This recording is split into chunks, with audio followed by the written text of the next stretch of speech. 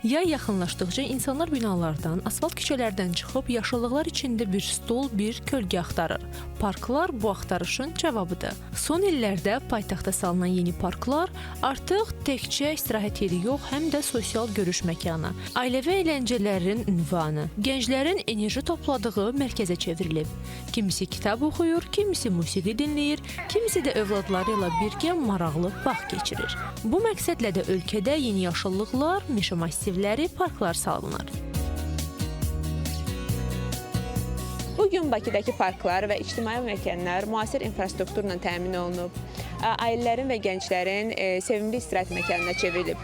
Açıq havada oyunlar oynamaq, velosiped və skuter sürmək, çəmənliklərdə piknik keçirmək artıq şəhər həyatının ayrılmaz bir hissəsidir.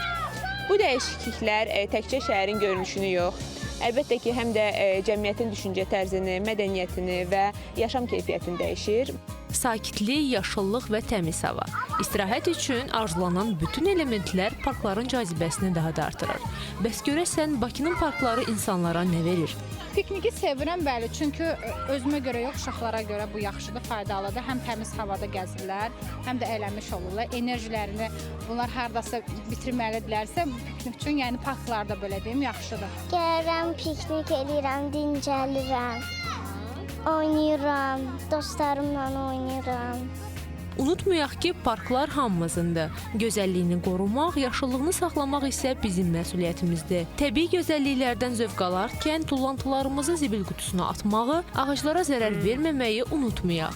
Çünki təmiz park sağlam nəfəs, sakit beyin, xoş istirahət deməkdir.